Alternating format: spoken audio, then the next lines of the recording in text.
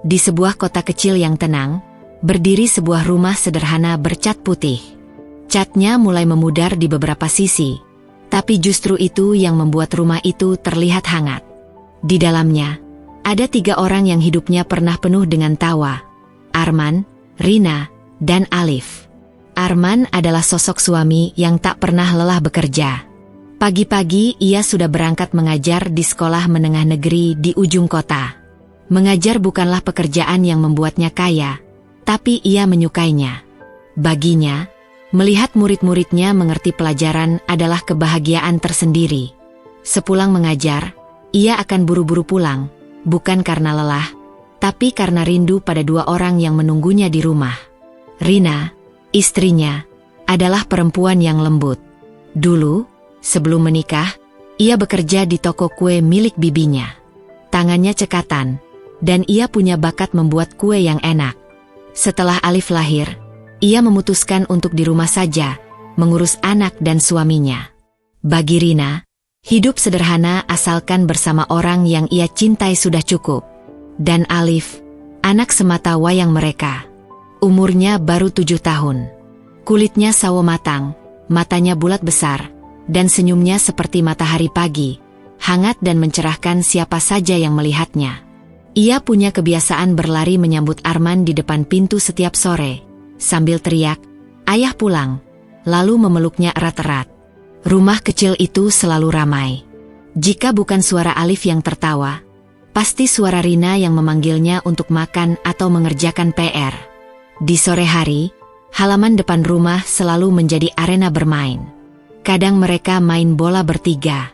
Kadang hanya duduk di teras sambil minum teh dan makan pisang goreng buatan Rina. "Kalau sudah besar, Alif mau jadi apa?" tanya Arman suatu sore sambil mengusap kepala anaknya. "Alif mau jadi guru kayak ayah," jawabnya penuh semangat. "Biar bisa libur lama dan main sama Alif lagi."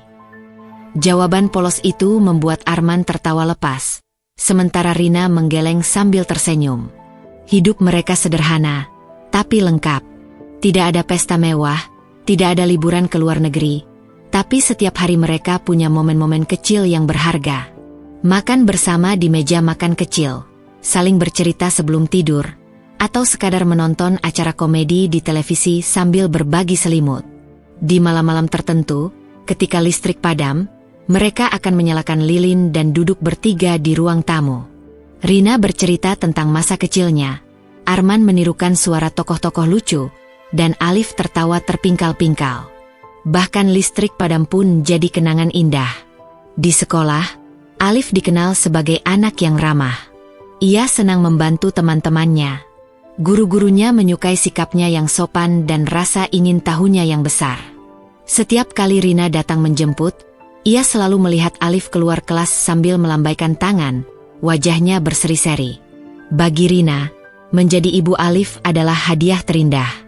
Ia sering mengatakan pada Arman, "Kita nggak perlu apa-apa lagi. Alif sudah cukup membuat hidup kita sempurna." Arman akan mengangguk, karena ia pun merasa begitu. Pagi hari di rumah mereka selalu diawali dengan suara ayam berkokok dan aroma nasi goreng buatan Rina. Arman duduk di meja makan sambil membaca koran, Rina sibuk di dapur, dan Alif mondar-mandir mencari kaos kaki. Kadang mereka bercanda di tengah kesibukan itu.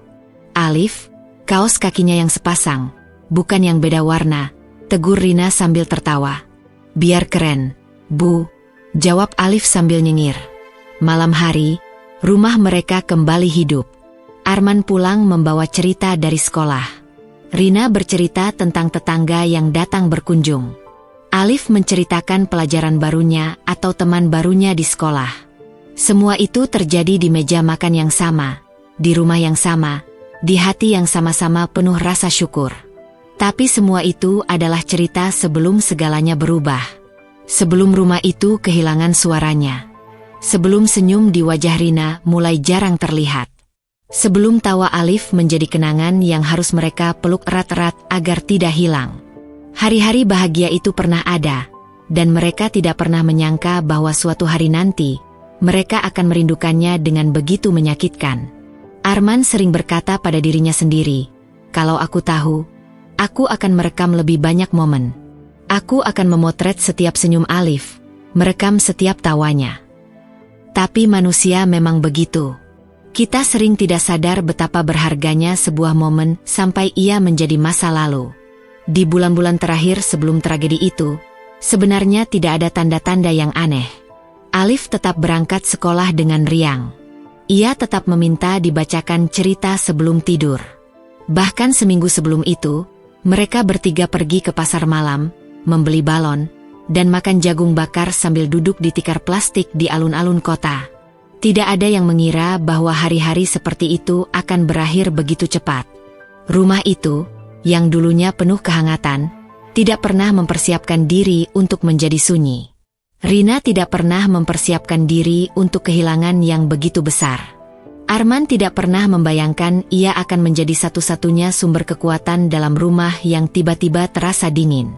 Tapi sebelum semua itu, sebelum malam yang mengubah segalanya, yang mereka tahu hanyalah tawa, cinta, dan kebersamaan yang mereka pikir akan selalu ada. Mereka adalah keluarga kecil yang bahagia.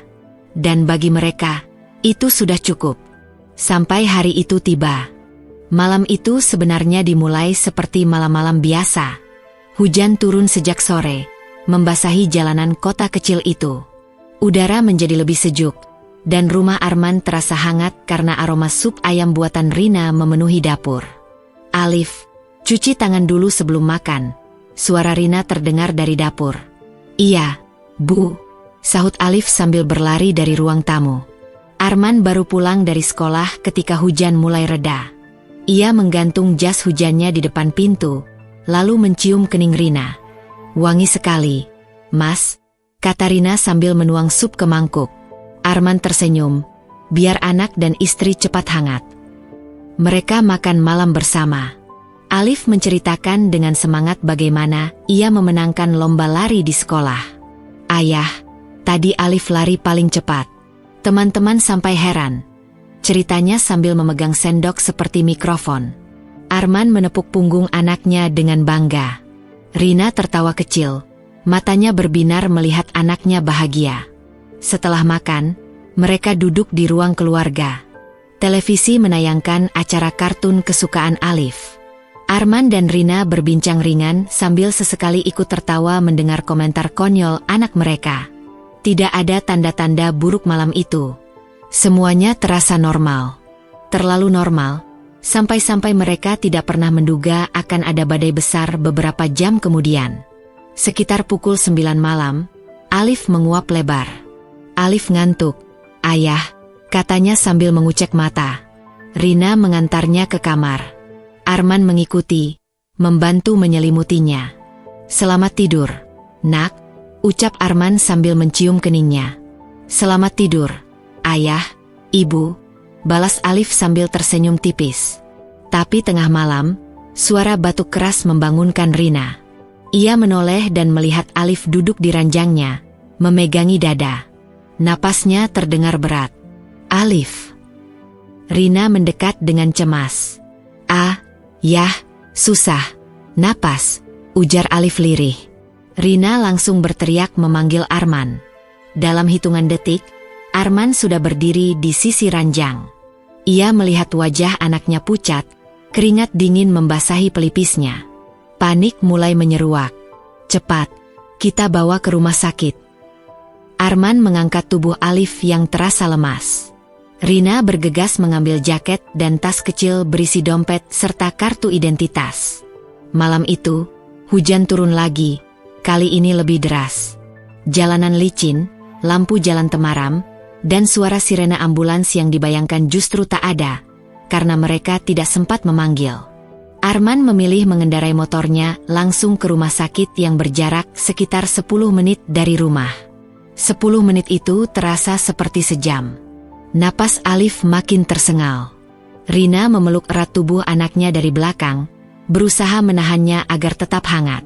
Ia berulang kali memanggil namanya, berharap suara ibunya bisa membuatnya tetap sadar. Begitu sampai, mereka langsung masuk ke ruang gawat darurat. Dokter dan perawat bergerak cepat. Mereka memasang masker oksigen, memeriksa denyut nadi, dan menyiapkan suntikan. Arman memegang tangan Rina yang gemetar hebat. "Kita di sini, Rin. Alif akan baik-baik saja," katanya, meski hatinya dilanda ketakutan yang sama. Tapi waktu seakan berlari terlalu cepat. Dalam beberapa menit yang mencekam itu, suara mesin monitor berubah datar. Dokter berusaha melakukan resusitasi, tapi tubuh kecil itu tetap diam. Arman merasa kakinya goyah. Rina menatap kosong, seperti tak percaya apa yang ia lihat. "Maaf, kami sudah berusaha," kata dokter dengan suara pelan. Dunia runtuh seketika. Rina berteriak histeris, memanggil-manggil nama anaknya, berharap itu hanya mimpi buruk. Arman memeluknya erat, tapi pelukan itu tak cukup untuk menahan pecahnya hatinya sendiri. Malam itu, rumah sakit menjadi saksi bagaimana dua orang tua kehilangan bagian terpenting dari hidup mereka. Mereka pulang menjelang subuh, bukan lagi bertiga, tapi berdua. Pelukan hangat Alif yang biasanya menyambut di pagi hari kini hanya tinggal kenangan. Kasur kecil di kamarnya masih berantakan, selimutnya masih terlipat separuh, dan boneka beruang di pojok ranjang menatap kosong ke arah pintu. Hari-hari berikutnya menjadi kabur. Tetangga berdatangan mengucapkan bela sungkawa. Kerabat menelpon, mengirim pesan, dan datang membantu. Tapi semua itu tak bisa menutup lubang besar yang menganga di hati Rina. Rumah itu, yang biasanya penuh tawa, kini dipenuhi suara tangis dan keheningan panjang. Arman mencoba kuat di depan orang lain. Ia mengurus semua urusan pemakaman, menerima tamu, dan menjawab pertanyaan. Tapi setiap kali malam tiba dan rumah kembali sepi, ia menatap foto Alif di meja dan bertanya dalam hati, "Kenapa harus secepat ini, Nak?" Bagi Rina, malam itu bukan hanya mengubah segalanya. Malam itu mencabut separuh jiwanya. Ia merasa dirinya bukan lagi Rina yang sama. Tidak ada yang bisa mengembalikan Alif. Tidak ada yang bisa mengisi kekosongan di hatinya. Bahkan pelukan Arman pun terasa tak mampu menembus dingin yang mulai merayapi perasaannya. Malam itu adalah awal dari kesepian yang panjang. Dan tanpa mereka sadari, itu juga awal dari perjalanan berat yang akan menguji cinta mereka sebagai suami istri. Sejak hari pemakaman, Rina berubah. Perubahan itu bukan seperti daun yang berganti warna perlahan, tapi seperti pintu yang tiba-tiba tertutup rapat. Pagi yang biasanya diawali dengan aroma masakan kini hanya diselimuti bau dingin dinding rumah. Rina jarang bicara. Kalaupun bicara, hanya seperlunya. Suara tawanya yang dulu memenuhi dapur menghilang sama sekali. Bahkan ketika Arman mencoba mengajaknya berbincang, jawabannya singkat atau hanya berupa anggukan. Arman tahu istrinya sedang berduka, tapi ia tidak menyangka duka itu akan menjadi tembok setinggi langit di antara mereka. Ia mencoba sabar. Setiap pagi ia tetap membuatkan teh manis hangat untuk Rina, meletakkannya di meja makan, lalu berangkat kerja. Sepulang kerja, ia membawa buah kesukaan Rina atau kue yang dulu selalu membuatnya tersenyum. Tapi Rina hanya menerima tanpa kata, kadang bahkan tidak menyentuhnya. Hari-hari Rina dihabiskan di kamar. Ia duduk di tepi ranjang sambil menatap jendela yang mengarah ke halaman depan.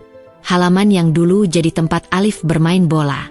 Sesekali ia memegang baju kecil milik anaknya, menatapnya lama-lama, lalu memeluknya seakan berharap bisa memeluk kembali pemiliknya. Arman pernah mencoba duduk di sampingnya, memeluknya dari belakang. Tapi Rina diam saja, tubuhnya kaku, matanya menatap kosong.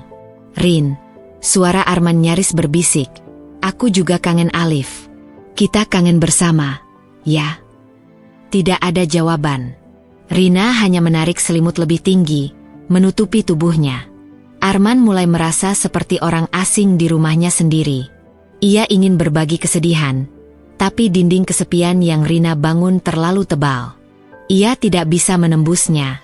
Malam-malamnya dihabiskan di ruang tamu, memandang lampu jalan dari jendela, berharap istrinya mau datang duduk bersamanya. Tapi yang datang hanya suara jarum jam yang berdetak lambat. Beberapa tetangga yang dekat mulai khawatir.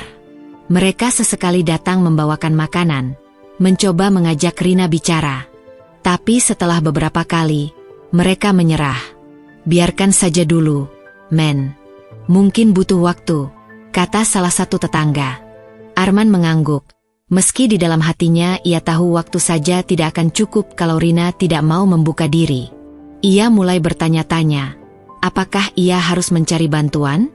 Apakah ia harus mengajak Rina bertemu psikolog? Tapi ia ragu. Rina mungkin akan marah.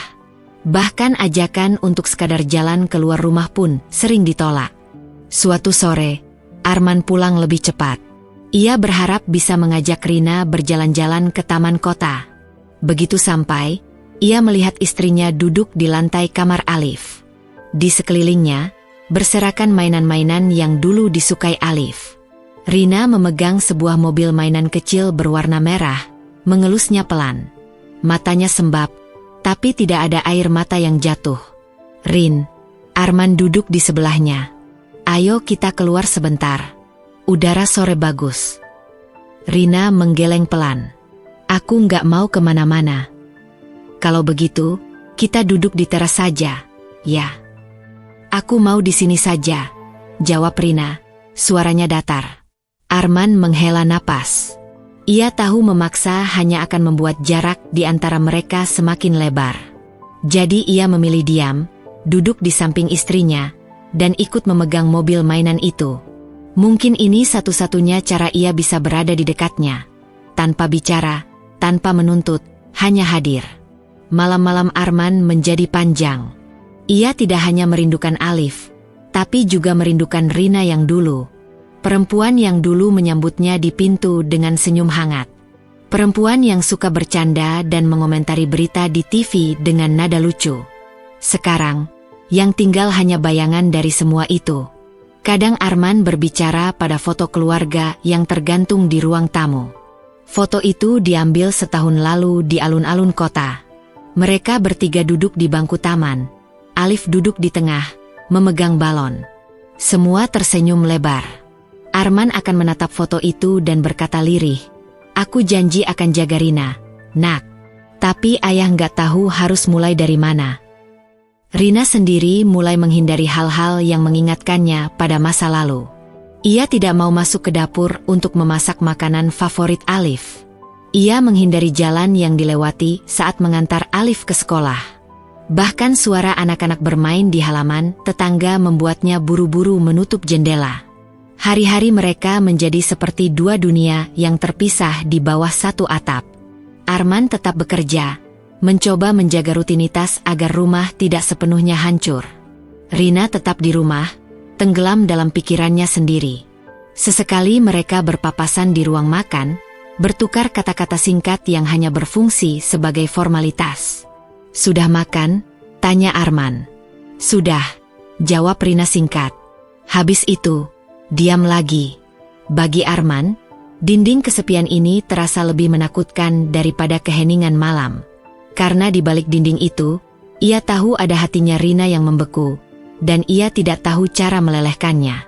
Ia hanya bisa berharap bahwa suatu hari nanti, celah kecil akan muncul, dan ia bisa masuk lagi ke dalam dunia istrinya. Tapi hingga hari itu tiba, ia hanya bisa mengetuk dari luar. Dan setiap ketukan terasa semakin pelan, karena Arman pun mulai kehabisan tenaga.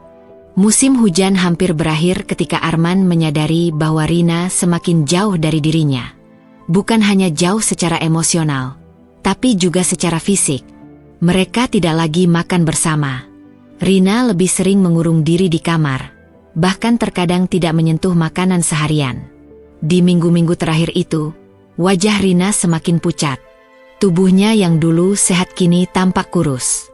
Tatapannya kosong, seperti seseorang yang berjalan di tengah kabut tebal tanpa tahu arah. Arman mencoba membawanya ke dokter, tapi ia selalu menolak. Aku nggak sakit, jawabnya datar. Arman tahu, yang sakit bukan tubuhnya, tapi hatinya. Suatu malam, hujan turun deras disertai angin kencang. Arman pulang terlambat karena ada rapat guru di sekolah. Begitu masuk rumah, ia melihat lampu kamar Rina mati. Ia mengetuk pintu pelan. Rin, aku sudah pulang. Tidak ada jawaban. Ia membuka pintu dan mendapati Rina duduk di lantai, bersandar pada ranjang, sambil memeluk selimut kecil milik Alif. Wajahnya tertutup rambut yang terurai berantakan. Arman mendekat. "Kamu belum makan." Rina menggeleng pelan tanpa menatap. Arman duduk di sebelahnya. "Aku khawatir sama kamu, Rin. Kalau kamu terus begini." Belum sempat ia menyelesaikan kalimatnya, Rina memotong dengan suara parau. "Untuk apa aku hidup, men? Alif udah nggak ada. Aku nggak tahu mau ngapain lagi." Kata-kata itu menghantam Arman seperti palu. Ia menatap istrinya, berusaha mencari secercah cahaya di matanya, tapi yang ia temukan hanyalah kegelapan. "Jangan bilang begitu," ucap Arman, mencoba tenang. "Aku masih di sini. Kita masih punya satu sama lain." Rina menggeleng lagi. Air matanya mulai jatuh. "Aku nggak bisa. Rasanya seperti ada lubang besar di hati, dan setiap hari aku jatuh ke dalamnya." Arman menariknya ke pelukan. Ia bisa merasakan tubuh istrinya bergetar. "Kalau kamu jatuh, Rin, biar aku ikut jatuh. Kita jatuh bareng, tapi kita juga bangun bareng." Tapi pelukan itu terasa dingin, seolah Rina tidak bisa lagi merasakan kehangatan. Hari-hari berikutnya menjadi lebih berat. Rina mulai sulit tidur di malam hari. Kadang ia hanya duduk di tepi ranjang hingga pagi. Kadang ia berjalan mondar-mandir di kamar Alif, menatap foto-foto di dinding. Pernah, tengah malam, Arman terbangun dan menemukan Rina berdiri di depan lemari pakaian anak mereka, menghirup aroma baju-baju yang masih tersimpan rapi. "Aku takut lupa baunya, men," katanya lirih ketika Arman menghampiri. Arman hanya bisa memeluknya, meski ia sendiri takut. Takut kehilangan istrinya secara perlahan. Suatu sore, Arman pulang lebih cepat. Ia berharap bisa mengajak Rina keluar untuk sekadar melihat matahari terbenam. Tapi yang ia temukan malah membuatnya terdiam lama. Rina duduk di meja makan, menatap pisau dapur yang tergeletak di depannya. Tangannya gemetar. Arman berlari mendekat, merebut pisau itu, lalu memeluk Rina erat-erat. Jangan pernah kamu pikirkan itu, Rin. Aku nggak sanggup kehilangan kamu juga." Rina menangis terseduh-seduh di pelukannya. "Aku lelah, men. Aku nggak kuat."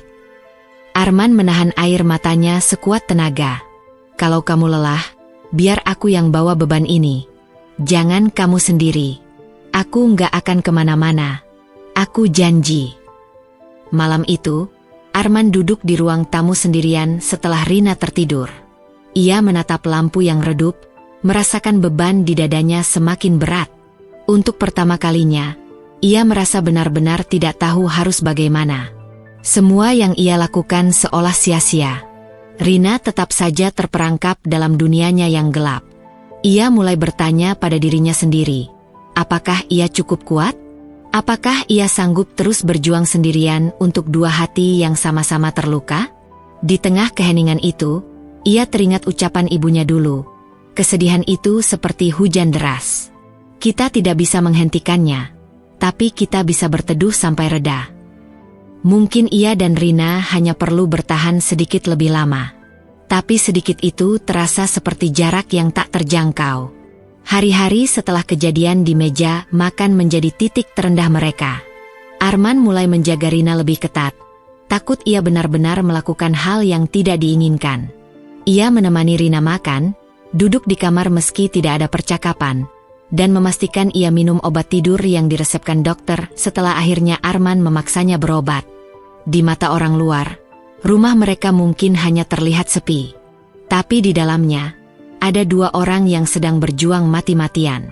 Satu orang mencoba bertahan hidup, satu orang lagi mencoba menjaga keduanya agar tidak jatuh. Dan di titik terendah itulah, Arman mulai menyadari satu hal. Kalau ia ingin menyelamatkan istrinya, ia tidak bisa hanya menunggu waktu yang menyembuhkan. Ia harus menemukan cara untuk menyalakan kembali cahaya di hatinya. Itu mungkin tidak akan mudah. Tapi ia tahu, ia tidak punya pilihan lain. Hari itu, hujan turun tipis di pagi hari. Arman sedang membersihkan gudang kecil di belakang rumah. Gudang itu jarang dibuka sejak Alif pergi. Di sana tersimpan barang-barang lama, kardus bekas, kipas angin rusak, dan beberapa kotak mainan yang sudah berdebu. Ketika memindahkan sebuah kardus besar, Arman melihat sebuah kotak sepatu berwarna biru. Di atasnya, ada tulisan kecil dengan spidol hitam, "Harta Karun Alif." Tangannya berhenti sejenak. Kotak itu ringan, tapi terasa berat di hatinya. Ia membukanya pelan. Di dalamnya ada berbagai benda kecil, kelereng warna-warni, mobil-mobilan plastik, selembar kertas gambar dengan coretan gunung dan matahari, dan sebuah kertas lipat berbentuk pesawat. Di salah satu mobil mainan, ada bekas lecet di bagian depan. Arman tersenyum tipis. Ia ingat Alif pernah menjatuhkannya saat balapan di halaman. Sambil memegang benda-benda itu, Arman teringat bagaimana Alif menyebut kotaknya sebagai harta karun yang tidak boleh sembarangan dibuka. Katanya, itu berisi benda-benda yang akan mengingatkannya pada momen paling menyenangkan. Arman duduk di lantai gudang cukup lama, memandangi setiap benda. Ada rasa hangat yang muncul, meski bercampur perih. Lalu, tiba-tiba ia teringat Rina. Ia tahu, Rina sudah lama tidak mau berbicara tentang Alif, tapi mungkin, justru kenangan ini yang bisa menjadi pintu kecil untuk masuk kembali ke hatinya. Sore itu, Arman membawa kotak biru itu ke ruang tamu. Rina sedang duduk di sofa, menatap kosong ke arah televisi yang tidak menyala. Arman duduk di hadapannya dan meletakkan kotak itu di meja. "Aku nemu ini di gudang," ucapnya pelan. Rina menoleh sekilas, lalu kembali menatap lantai. "Ini, harta karunnya Alif," lanjut Arman sambil membuka kotaknya. Ia mengeluarkan kelereng dan meletakkannya di telapak tangan. "Ingat enggak, waktu Alif menang lomba kelereng di RT sebelah?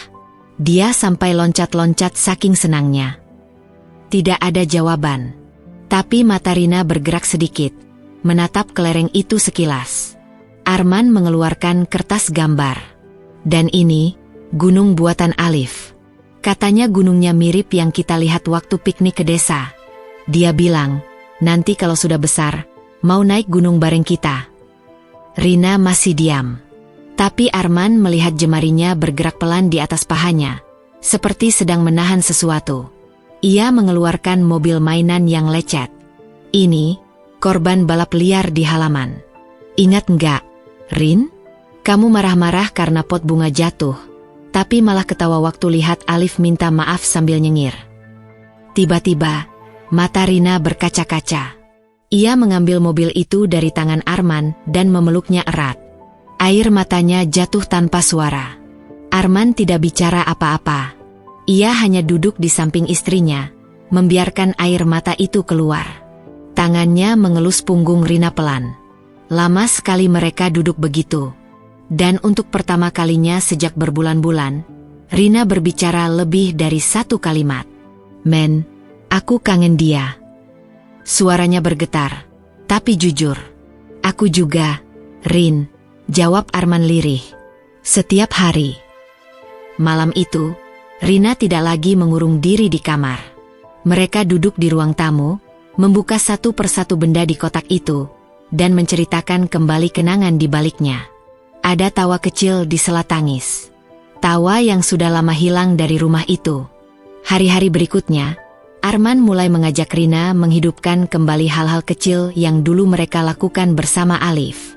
Mereka memang tidak lagi punya anak di rumah, tapi kenangan itu bisa menjadi penghubung, bukan sekadar luka. Suatu pagi, Arman mengajak Rina membuat nasi goreng dengan resep yang dulu jadi favorit Alif. Awalnya Rina ragu, tapi ia ikut juga. Saat mencium aroma nasi goreng yang baru matang, Rina tersenyum tipis. "Alif pasti akan makan 2 piring," katanya. Di sore lain, Arman mengajak Rina berjalan ke taman kota. Ia menunjuk bangku kayu di dekat kolam ikan. "Ingat enggak? Alif pernah jatuh ke kolam waktu ngejar bebek." Rina tertawa kecil, tawa yang sudah lama tidak terdengar. Perubahan itu memang kecil, tapi terasa. Rina masih sering murung, masih menangis diam-diam di malam hari. Tapi setidaknya sekarang ada momen-momen di mana ia membuka pintu hatinya sedikit. Dan setiap pintu terbuka, Arman masuk membawa cahaya. Suatu malam, sebelum tidur, Rina berkata pelan, "Men, aku nggak tahu aku bisa sembuh atau enggak. Tapi, terima kasih udah nggak nyerah." Arman memegang tangannya. "Aku nggak akan pernah nyerah, Rin. Kita udah janji, kan? Susah senang bareng." Malam itu, lampu kamar terasa lebih hangat dari biasanya. Bukan karena bohlamnya lebih terang, tapi karena ada secercah harapan yang kembali menyala. Itu hanyalah cahaya kecil di tengah gelap. Tapi bagi Arman, cahaya itu sudah cukup untuk memulai perjalanan panjang menuju terang yang sebenarnya. Arman mulai memahami satu hal penting. Menyembuhkan hati Rina bukanlah soal memintanya untuk melupakan Alif. Itu mustahil. Justru, yang harus ia lakukan adalah membuat Rina belajar hidup bersama kenangan itu, tanpa terus terperangkap di dalamnya. Ia memutuskan untuk mengubah caranya mendekati Rina. Kalau dulu ia sering memaksa bicara, sekarang ia lebih banyak mendengarkan, walaupun seringkali Rina hanya diam. Ia mulai melakukan hal-hal kecil yang dulu pernah mereka lakukan bersama. Membuat teh manis hangat setiap sore. Menaruh pot bunga di teras rumah. Menyapu halaman sambil bersenandung lagu-lagu lama yang biasa Rina nyanyikan saat menidurkan Alif. Semua itu ia lakukan bukan untuk memaksa Rina kembali seperti dulu, tetapi untuk mengingatkan bahwa kehidupan mereka tidak sepenuhnya hilang. Rina tetap dingin. Namun, Arman mulai melihat tanda-tanda kecil. Misalnya, suatu sore saat ia menyapu halaman, Rina keluar ke teras membawa kursi. Ia duduk, menatap kosong, tapi Arman tahu, itu berarti ia tidak lagi mengurung diri di kamar seharian. "Anginnya enak ya, men," kata Rina pelan, nyaris tak terdengar. Arman pura-pura tidak bereaksi berlebihan, hanya menjawab, "Iya, Rin. Angin sore memang selalu enak di sini."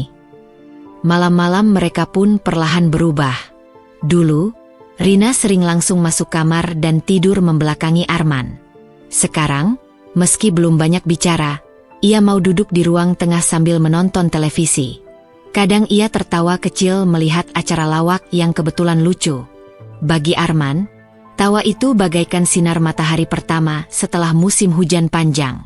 Namun perjuangan ini tidak mudah. Ada kalanya Rina tiba-tiba kembali murung. Bahkan, pernah satu malam, saat Arman mencoba bercerita tentang kejadian lucu di tempat kerja, Rina langsung menutup wajahnya dengan tangan dan menangis terisak-isak. "Kenapa harus kita yang kehilangan, men?" Pertanyaannya menusuk hati. Arman tidak punya jawaban, selain memeluknya erat dan membiarkannya menangis sampai lelah. Arman sadar, proses ini akan penuh pasang surut. Tapi ia juga tahu, selama ia tetap ada di sisi Rina, perlahan lapisan es di hatinya akan mencair. Suatu hari Minggu, Arman mengajak Rina ke taman kota. Awalnya Rina menolak. "Ngapain ke sana? Cuma ramai dan panas," katanya. Tapi Arman tidak menyerah. "Kita cuma duduk di bangku. Nggak lama. Aku kangen lihat kamu keluar rumah." Rina akhirnya setuju, meski dengan wajah enggan. Di taman itu, banyak anak bermain. Rina memandangi mereka dengan tatapan yang sulit dibaca. Arman takut itu akan memicu kesedihan lagi, tapi ia memilih diam, memberi Rina ruang untuk merasakan apapun yang ia rasakan. Tiba-tiba, seorang bocah kecil berlari dan hampir terjatuh di dekat mereka. Rina spontan menolongnya. Bocah itu tersenyum malu-malu, lalu berlari kembali ke orang tuanya. Arman melihat sesuatu di mata Rina, bukan tawa, bukan tangis, tapi semacam kerinduan yang jujur. Dalam perjalanan pulang, Rina berucap, "Anak itu mirip Alif waktu kecil ya?" Arman mengangguk, tak ingin memotong momen langka itu. "Iya, mirip sekali." Perlahan, interaksi mereka mulai lebih hangat. Rina mulai mau membantu Arman di dapur. Ia memasak sayur asem favorit mereka. Yang terakhir kali ia buat adalah saat Alif masih hidup. Saat makan, Rina berkata, "Dulu Alif suka banget sama sayur ini, kan?" Arman mengangguk, sambil menahan air mata. "Iya, dia selalu minta tambah." Kehangatan itu, meski kecil, terasa seperti kemenangan besar bagi Arman. Ia tahu, Rina mulai berani menghadapi kenangan tentang Alif tanpa langsung runtuh. Namun, perjuangan ini juga mengajarkan Arman sesuatu yang tak kalah penting. Ia sendiri harus kuat. Selama ini, ia terlalu sibuk memikirkan bagaimana menyembuhkan Rina sampai lupa bahwa dirinya pun berduka. Malam-malam panjang tanpa tidur, tangisan diam-diam di kamar mandi, dan rasa sepi yang menghimpit dadanya. Semua itu ia pendam. Suatu malam, ia tak tahan lagi. Saat Rina sudah tidur, ia duduk di teras sendirian. Ia menatap langit, mencari bintang, lalu berbicara pelan seolah pada Alif. Ayah capek, nak. Tapi ayah nggak akan menyerah. Ibu, kamu butuh ayah. Air matanya jatuh, tapi di tengah kesedihan itu, ia merasakan kekuatan baru.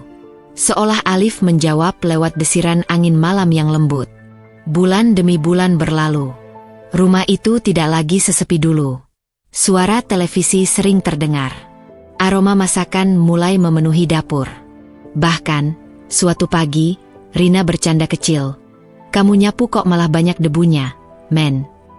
Arman tertawa. Itu namanya gaya baru. Perjuangan mereka masih panjang, tapi Arman yakin, cinta mereka tidak benar-benar hilang, hanya membeku untuk sementara. Dan sekarang, ia mulai melihat retakan-retakan kecil di es itu. Retakan yang suatu hari akan pecah, mengalirkan kembali hangatnya cinta yang pernah memenuhi rumah ini. Pagi itu, untuk pertama kalinya setelah sekian lama, Rina duduk di teras rumah sambil menyesap teh hangat. Arman tertegun melihat pemandangan itu. Dulu, kebiasaan sederhana ini selalu mereka lakukan bersama, sebelum duka merenggut semuanya. Aku mimpi ketemu Alif, kata Rina pelan, menatap langit yang mulai membiru.